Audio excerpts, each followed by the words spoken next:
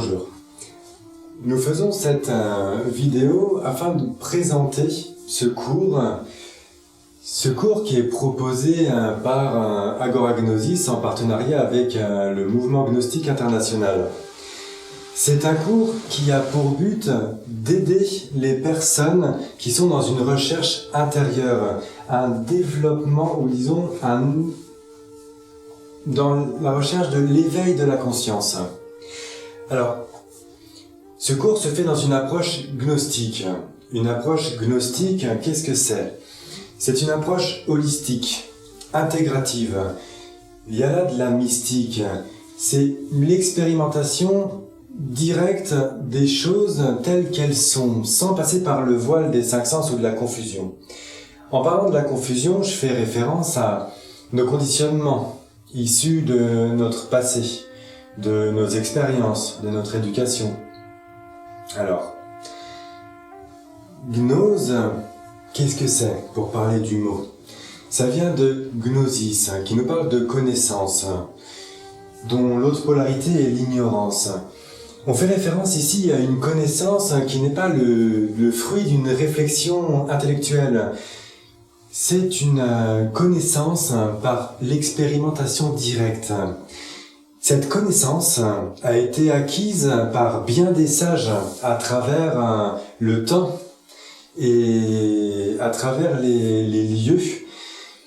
De ces sages, on en connaît beaucoup. On a ici Nicolas Flamel, par exemple. On a Pythagore. J'ai mis ici quelques exemples, mais il y en a vraiment beaucoup et partout à travers le monde. Alors, cette connaissance, elle pourrait être, facilement on pourrait faire une analogie avec l'eau.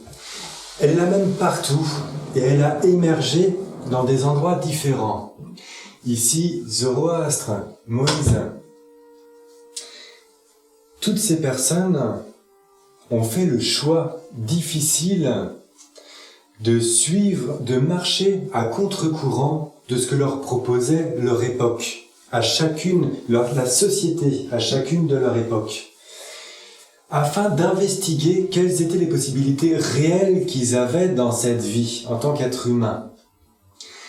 Ces hommes et ces femmes, quand ils se sont mis à parler de leur expérience, quand ils se sont mis à l'écrire, ils se sont aperçus que l'expérience humaine était la même pour tout le monde, ou avec des très petites différences.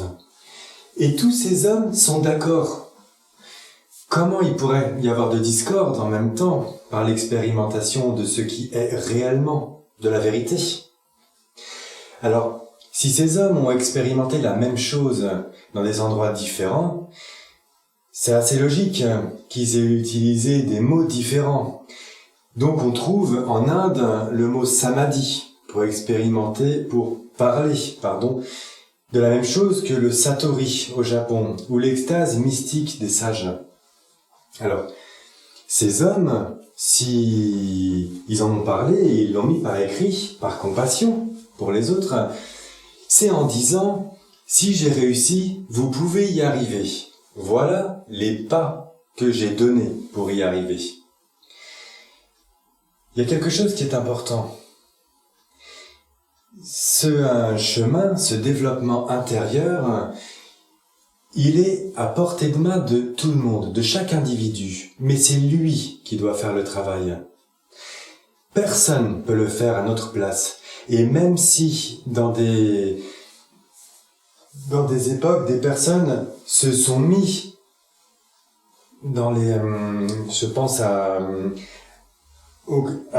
l'église notamment, où des individus se sont mis comme intercesseurs entre les hommes et les dieux en nous enlevant notre pouvoir à nous de mener à bien ce processus qui est l'éveil.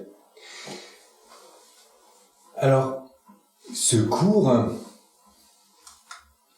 se présente avec une didactique. C'est quelque chose qui est organisé. Les thèmes sont dans un ordre qui permettent une intégration, une bonne intégration. Alors, c'est un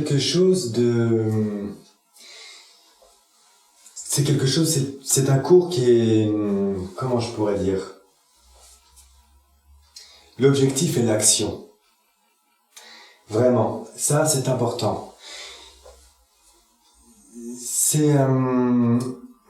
Alors, les thèmes. Par exemple, le thème du rêve s'accompagne d'une pratique. Il y a plusieurs types de rêves. Il y a des rêves qui sont plus symboliques, des rêves qui nous parlent dans un langage archétypal. Carl Gustav Jung a beaucoup écrit et beaucoup parlé de ce langage.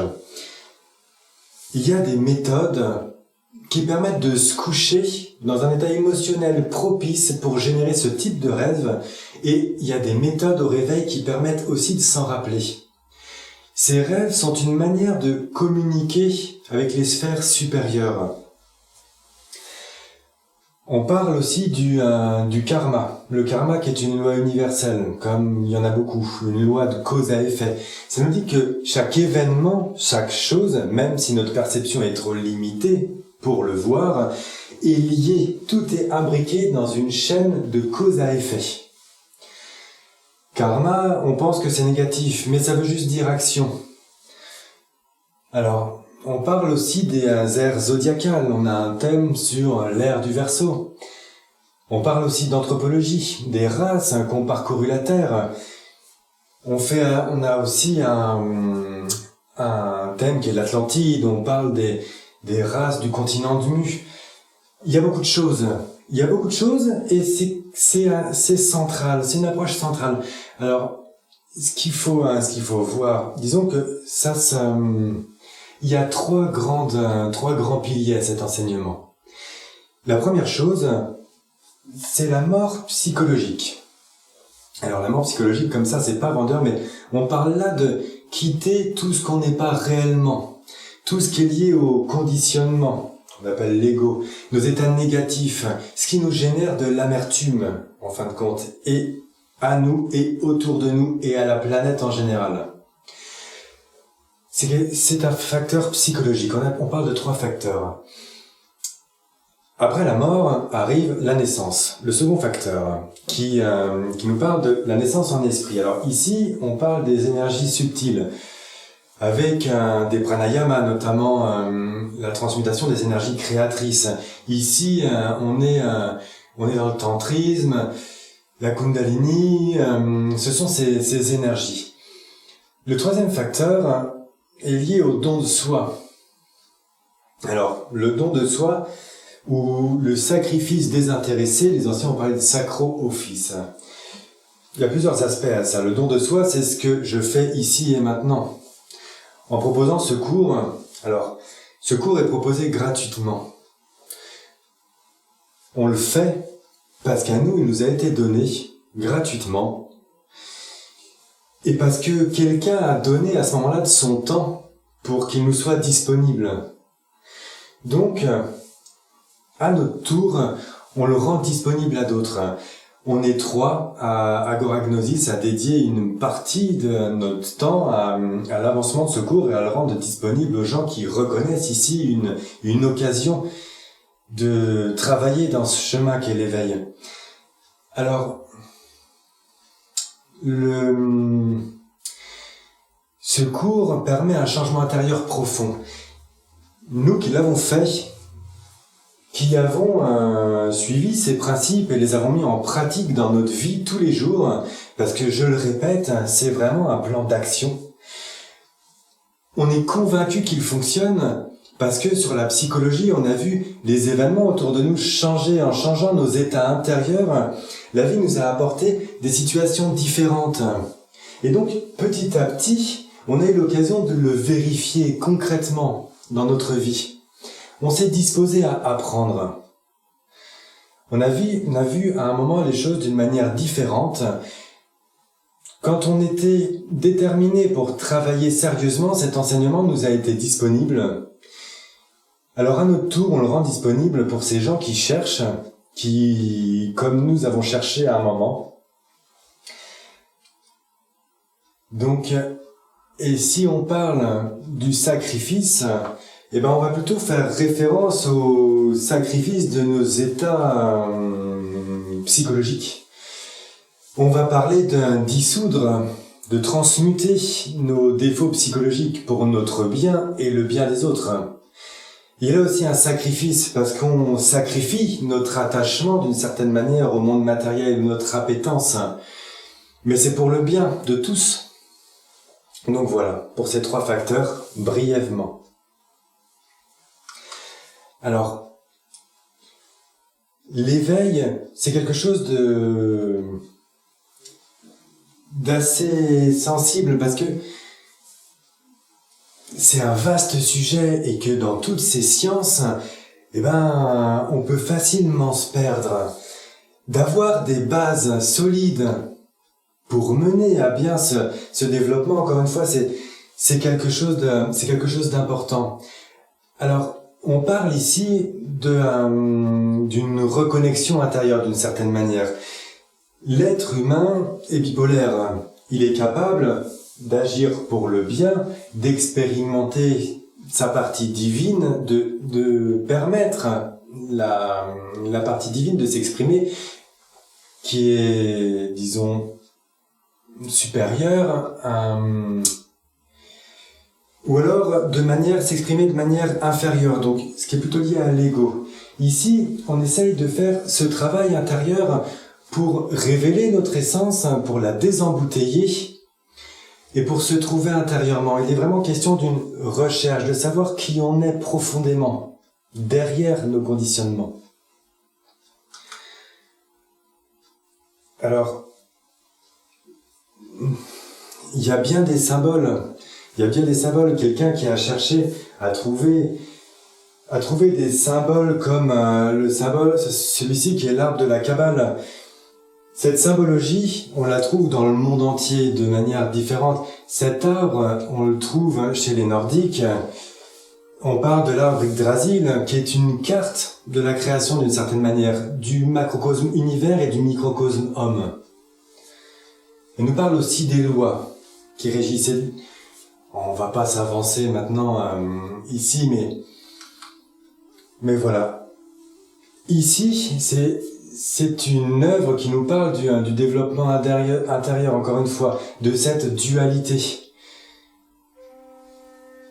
Alors, ce cours, vraiment, s'adresse à des personnes qui ont cherché, qui ont épuisé les théories. Des théories, on en trouve partout, par dizaines.